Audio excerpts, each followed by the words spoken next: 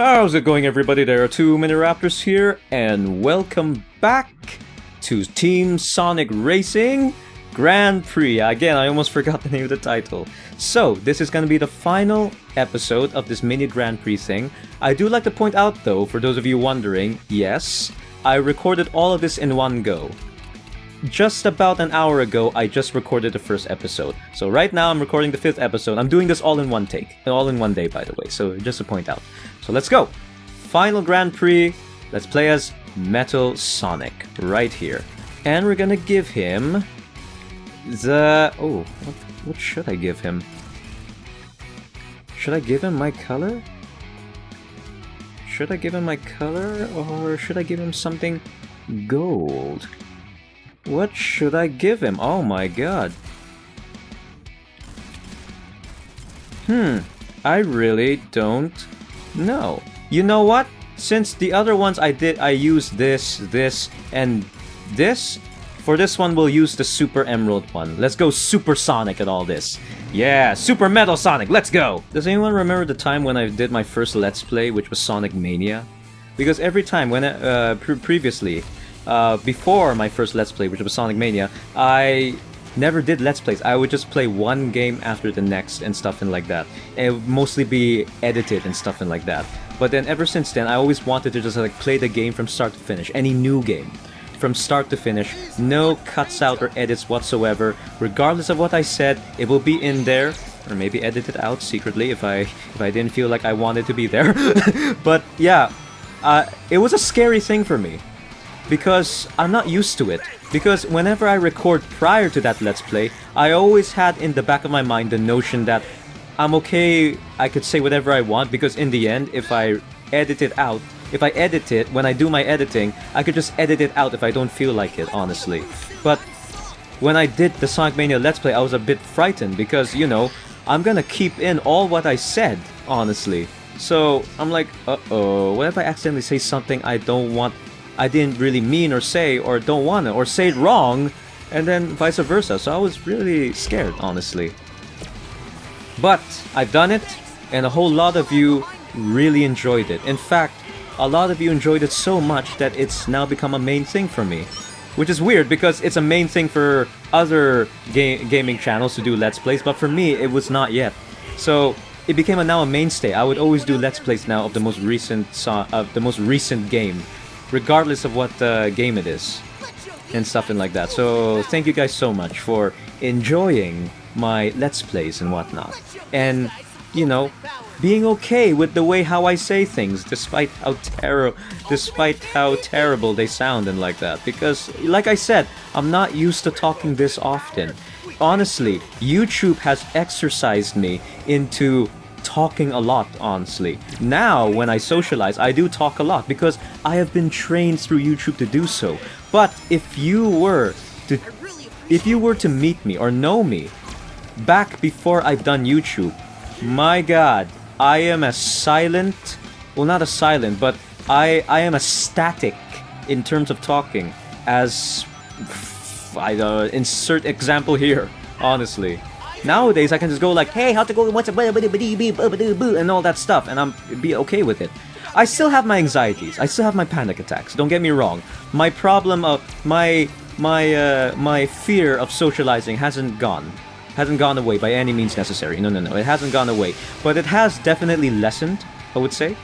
The anxiety is still there, the pain is still there, but the result and me doing it now has become better, honestly.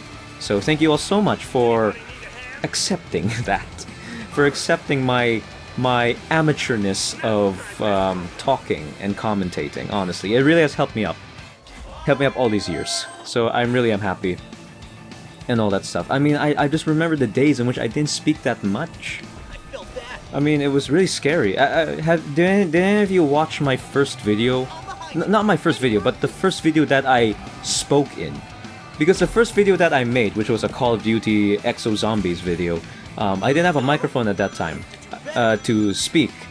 And I wasn't ready yet to put in my voice. So, all I knew was, you know, a game, an Elgato, basically, which was which is what I used to do to record my videos, honestly.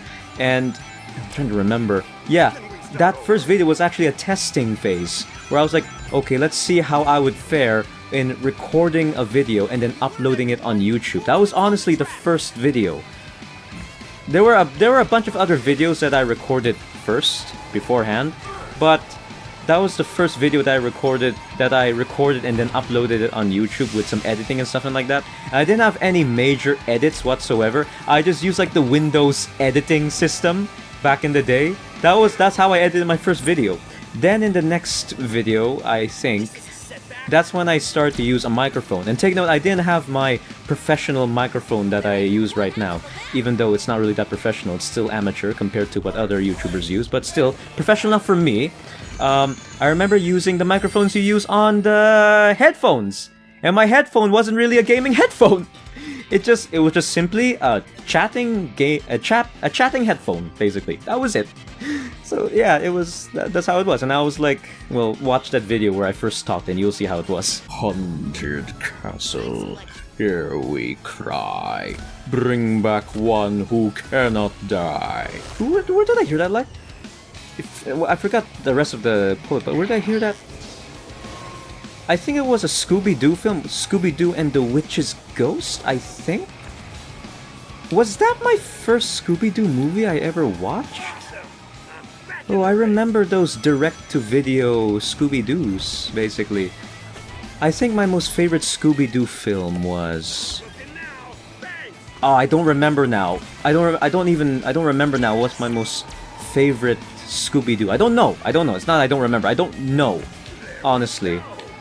But I remember fondly 2 videos. Yeah, I remember fondly 4. Yeah, I remember fondly 4 Scooby-Doo films. Like, when I think of them as like my childhood, like something like that. Not the entirety, but they were a part of my childhood, and I remember them fondly for it. And one was Scooby-Doo and the Witch's Ghost, I like to believe. Damn it, ow. The second was Scooby-Doo on Zombie Island, yeah. Not the sequel one. Not the sequel one. The sequel one I honestly didn't like. But the one, the Zombie Island. You know, where the zombies are actually real, and Velma wasn't really too much of a scientist. She actually still believed in something beyond what science can understand yet, basically. She wasn't too much of a scientist. But yeah, Scooby-Doo Zombie Island. And then I remember the live-action Scooby-Doo movies. Scooby-Doo Monsters Unleashed and the very first Scooby-Doo live-action. The one with the Sarah Michelle, whatever her name is, you know, the Buffy the Vampire Slayer girl. Basically, yeah, that one. I remember those ones. I remember I watched Scooby-Doo's Monsters Unleashed first, and then the original live-action Scooby-Doo. I remember watching them fondly. I don't remember if people liked them or not, but I enjoyed my time with them. Which is all the more reason why I don't listen to reviews anymore. And now I'm like wondering, why did I listen to them before? Now I shouldn't, because when I was young, I didn't even know there was such a thing as reviews. So I was just like, I played or watched the film and enjoyed it, honestly. I'll either enjoy it or not. Most of the time I would enjoy it. Sometimes I'll just think meh of it, and very rarely do I think it's terrible. Nowadays, because you're so social reliant, you have to think of what others think about and stuff and like that. And so other people's judgment clouds your own judgment, basically, and it's a terrible thing. Ow! That's why right now I'm like, okay, I'm gonna listen to what you say, but that's not gonna change the way how I think of the movie, honestly. I'm gonna watch it or play it myself, game or movie, and I'm gonna judge it for myself, okay? You say it's terrible, I'm gonna play it and see how it goes. And then I end up playing it, and he's gonna go like, oh, so it's terrible, right? I'm gonna say like, not as bad as you said, but I do understand why you hate it. And so he's like, yeah, so it's terrible, right? And I'm like, I just said, it's not as bad as you say it is, but I actually had a much better time than I thought you pointed out to be. But I do understand why you hate it. And then he's gonna get all mad at the reason why he gets all mad at why do I see something good in that game, honestly. And that's the one thing I hate about telling your opinion on others, especially when it comes to entertainment. when you say, "Oh, I'm okay with that part," and they're like, "How? How? Come on, man, that was terrible." And I'm like, "No, you think it's terrible. I think it's okay." And it's like, "You suck, man." And I'm like, "Well, that's you. But the fact that you have to chastise me for liking something you don't, that goes to show you what you are as a person. And for that, I raise you the middle finger. My middle finger is longer than the dick you have!" And everyone goes like, "Oh!" Why is that? It's because, you know, I'm a small guy in general. I'm small for my age, so my middle finger isn't really that long. And the person and basically you get the joke. You get the joke, basically. But yeah, that's when I was like, you know what? Screw it. I will say, I will be the judge of that, honestly. I will be my own judgment of that. And you should too. Alright, Wisp Circuit again. Oh, wowie, wowie, wowie. Here we go. You know, when... Considering that this is the first track I saw of Team Sonic Racing... Excuse me, if you give me a second, I feel like burping, but... It's not getting there. Jeez.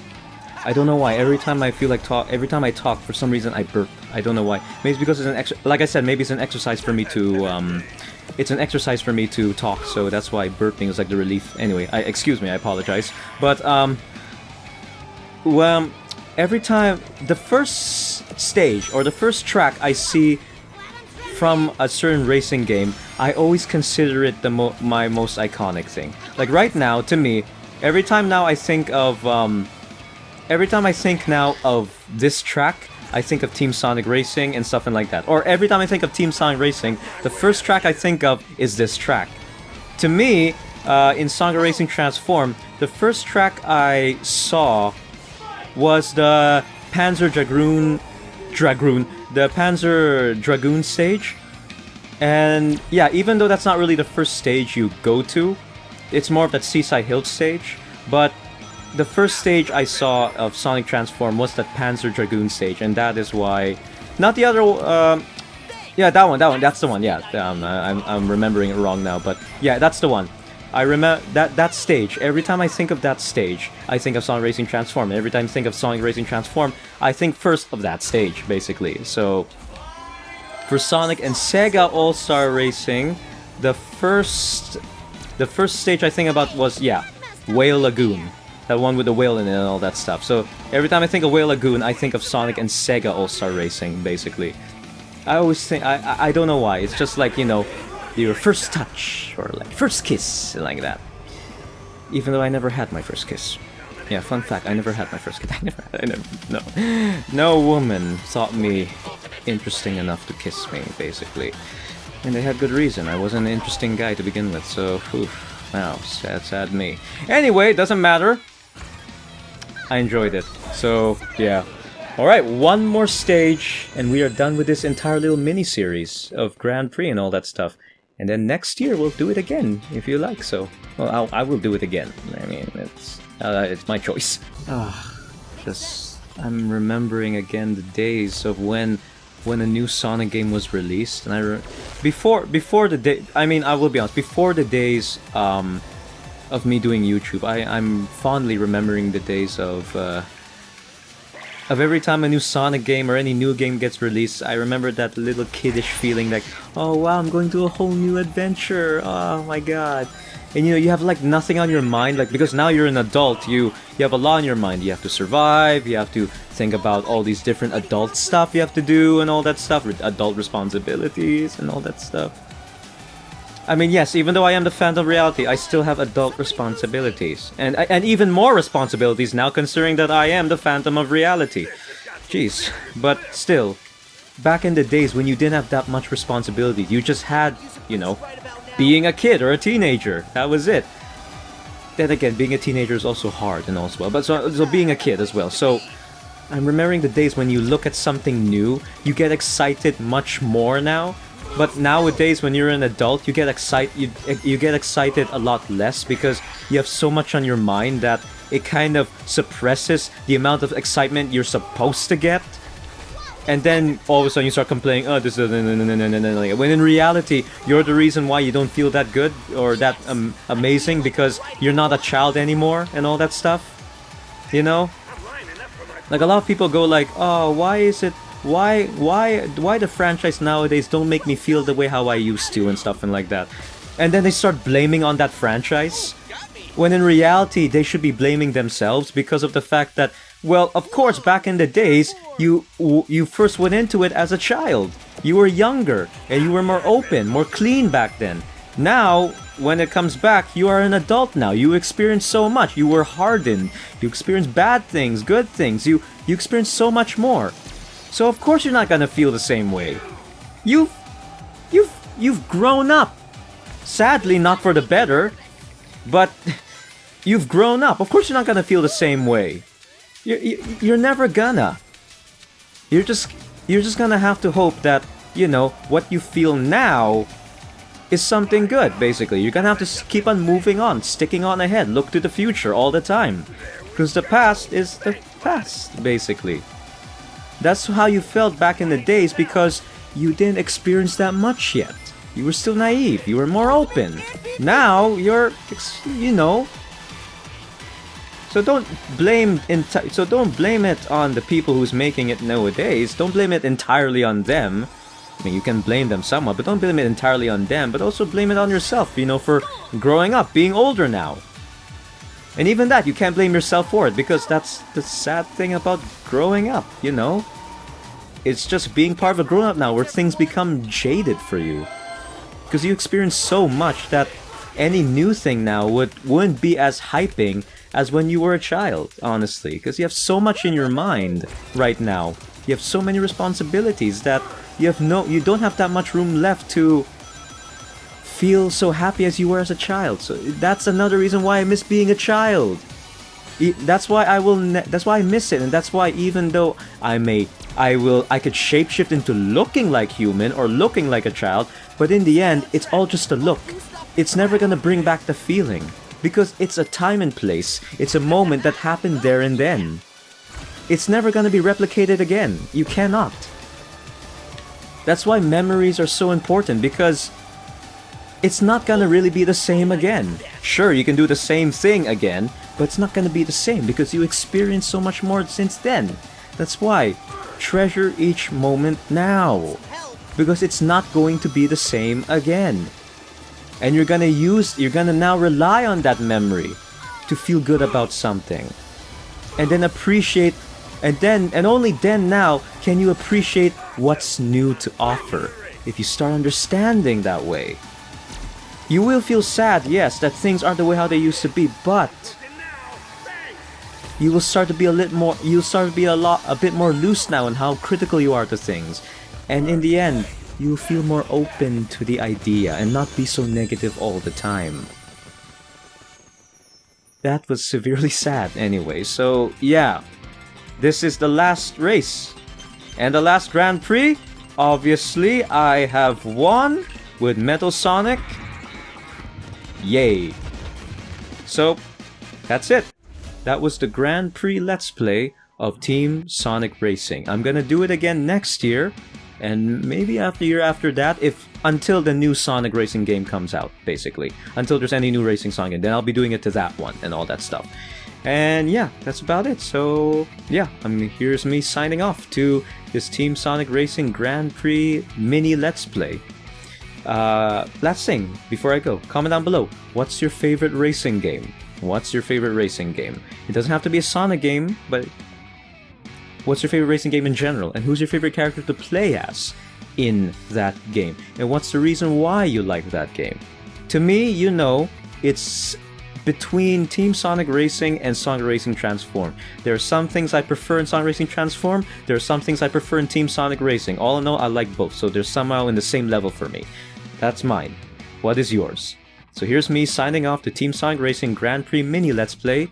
Leave a like if you enjoyed the video, subscribe to my channel if you'd like to see more. Bye bye!